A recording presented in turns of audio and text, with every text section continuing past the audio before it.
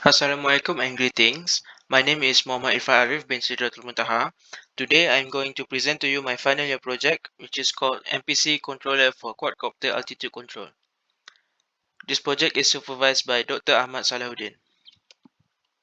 Firstly, what is MPC? MPC is a control algorithm that consists of a plan model and an optimizer to control a process by predicting the output while satisfying a series of constraints. The plan model is used to predict the behavior of the output, while the optimizer is used to ensure that the predicted output follows the given reference path. Comparing MPC controller to a PID controller, MPC can handle a multi-input and multi-output system, and it is able to handle a set of constraints. These benefits may apply in the aerospace application since many of the systems in this field may consist of multi-input and multi-output systems. Therefore, MPC will be selected for this project. The objective of this project is to design an MPC controller using MATLAB software to control the altitude of the quadcopter.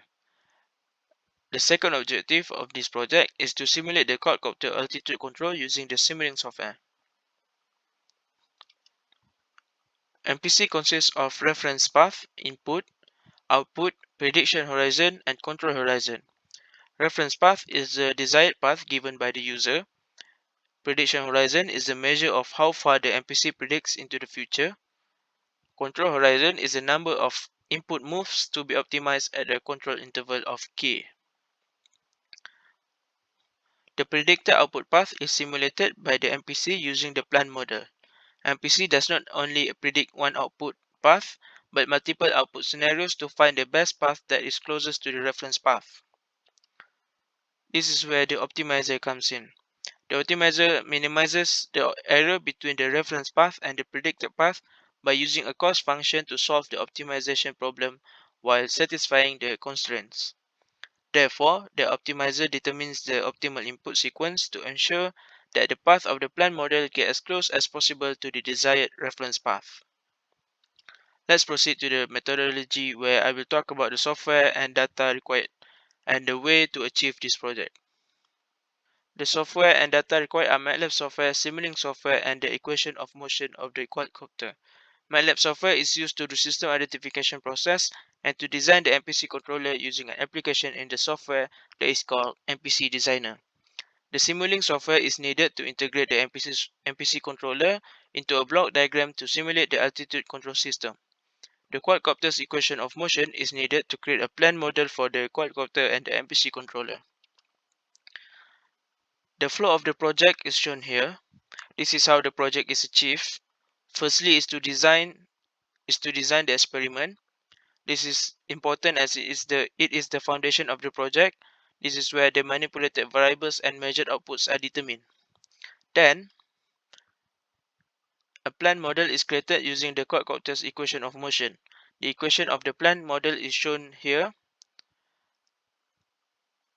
A simulation is done using a simulating software to obtain the input and output data to be used in the system identification process later. Based on the graph shown, input data on the left is force and the output data on the right is acceleration. Next is to do a system identification process. This process builds a mathematical model of a dynamic system based on experiments data. Based on the previous input and output data, system identification process can be made where it will create a new plan model for the MPC controller. The output of the identified model is compared to the original output, and the comparison will be utilized to plot between the original data and the linearized data. The result is shown here. The identified model can be used as a plan model since it is 100% fit. After that is to design and tune the MPC controller. This is to ensure that the quadcopter's altitude follow a predetermined trajectory. The identified model is imported into an application in the MATLAB software called MPC Designer. The parameters that were tuned are sample time, prediction horizon, control horizon, and constraints for the input and output. Constraints are important to avoid aggressive maneuver. The weights are not tuned because the system is a single input and single output system. Lastly is to design and simulate the block diagram of the quadcopter system. The MPC controller made from the MPC designer is exported into the simulating software to create a block diagram for the quadcopter system as shown in the figure here. The desired altitude, which is the input, can be set in this section. Simulate the block diagram to obtain and record the results. The results can be seen here.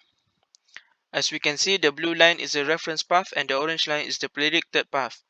Therefore, it is proof that the MPC controller is designed and tuned correctly.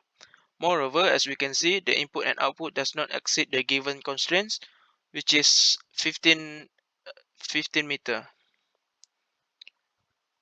There are several parameters that affect the performance of the MPC controller.